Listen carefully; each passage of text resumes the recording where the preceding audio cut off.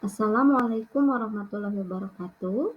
Perkenalkan, saya Tria Sandriani, calon guru transformatif Angkatan 3 Kabupaten Ciamis. Di sini, saya akan memaparkan refleksi kritis terhadap pemikiran Ki Hajar Dewantara. Yang pertama, pemikiran Ki Hajar Dewantara tentang pendidikan dan pengajaran. Menurut Ki Hajar Dewantara, pendidikan tidak hanya tentang pengetahuan, tetapi juga tentang pengembangan moral, etika, dan kepemimpinan. Kita bisa membedakan antara pendidikan dan pengajaran. Pendidikan adalah proses pembentukan karakter dan kepribadian secara holistik, sementara pengajaran adalah metode untuk memfasilitasi proses pembelajaran. Relevansi pemikiran Ki Hajar Dewantara. Konsep pendidikan menurut Ki Hajar Dewantara adalah pendidikan yang holistik, di mana peserta didik dibentuk menjadi insan yang berkembang secara utuh, meliputi olah rasio, olah rasa, olah jiwa, dan olah raga melalui proses pembelajaran dan lainnya yang berpusat kepada peserta didik. Kemudian pengembangan karakter. Dalam pembentukan karakter peserta didik yang berbudaya sesuai dengan nilai-nilai Pancasila, maka kita kenal sekarang dengan profil pelajar Pancasila. Dan yang ketiga, penghargaan terhadap budaya lokal. Pendidik atau guru ini harus tetap terbuka atau melakukan berbagai pembaharuan, tetapi tetap harus waspada terhadap perubahan. Kedua, proses pembelajaran yang mencerminkan pemikiran Ki Hajar Dewantara. Pendidikan dan kebudayaan. Pendidikan dan kebudayaan adalah dua hal yang tidak bisa dipisahkan. Menurut Ki Hajar Dewantara, untuk mencapai kebudayaan yang kita impikan, pendidikan adalah fondasinya.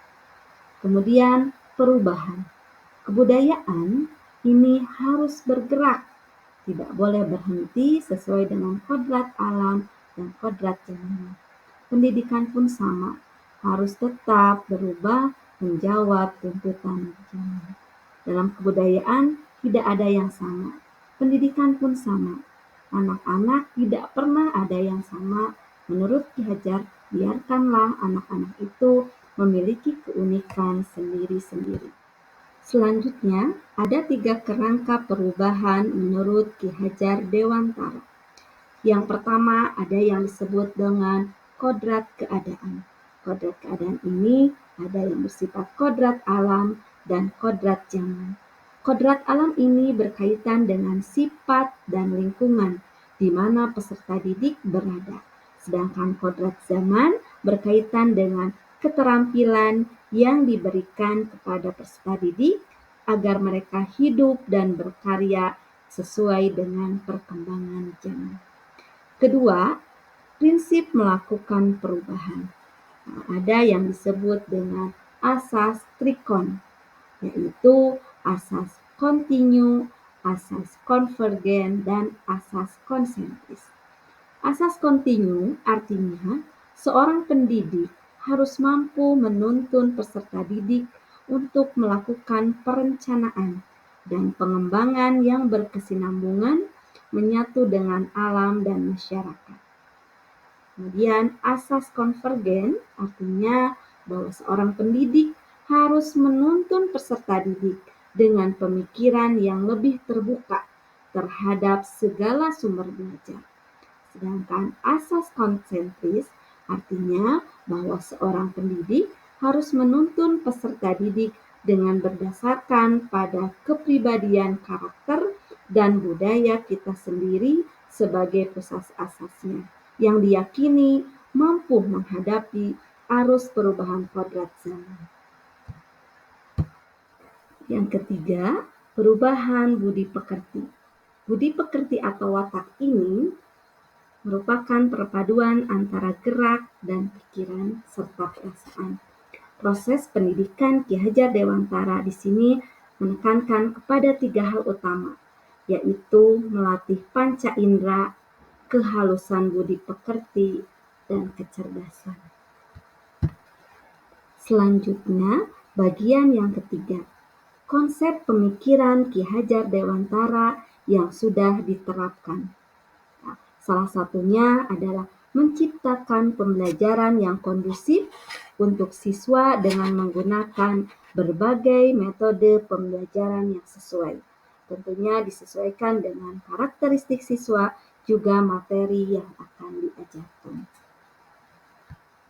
Selain menciptakan pembelajaran yang kondusif dengan menggunakan beberapa metode yang sesuai, maka yang kedua yang bisa kita lakukan adalah menciptakan konsep sistem AMONG sebagai patokan guru dalam mendidik siswa yang terdiri dari Ingarso Sing Tulodo, yang berarti guru memberi contoh yang baik kepada siswa.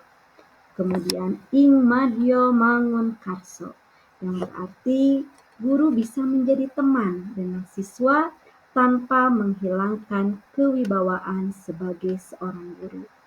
Dan tuturi handayani, yang menghargai dan mendorong potensi yang dimiliki oleh siswa. Maka di sini guru harus bisa melihat keberagaman, baik itu intelektual, bakat, potensi, minat, motivasi, dan apapun yang dimiliki oleh siswa. Namun pada kenyataannya, tidak semua konsep dari pemikiran Ki Hajar Dewantara tersebut sudah dilakukan dalam proses pembelajaran. Berikut hal-hal yang bisa dilakukan agar proses pembelajaran mencerminkan pemikiran Ki Hajar Dewantara. Yang pertama, melakukan asesmen diagnostik non-kognitif. Ini bisa kita lakukan di awal proses pembelajaran untuk mengetahui minat, bakat, dan potensi peserta didik. Yang kedua, menggali ide kreatif dan inovatif dari berbagai sumber. Yang ketiga, mendesain dan menjalankan pembelajaran yang berpihak kepada peserta didik. Dan yang keempat, melakukan evaluasi dan refleksi sebagai upaya perbaikan kualitas pendidikan dan pengajaran. Demikian pemaparan saya tentang refleksi kritis terhadap pemikiran Ki Hajar Dewantara. Terima kasih. Assalamualaikum warahmatullahi wabarakatuh.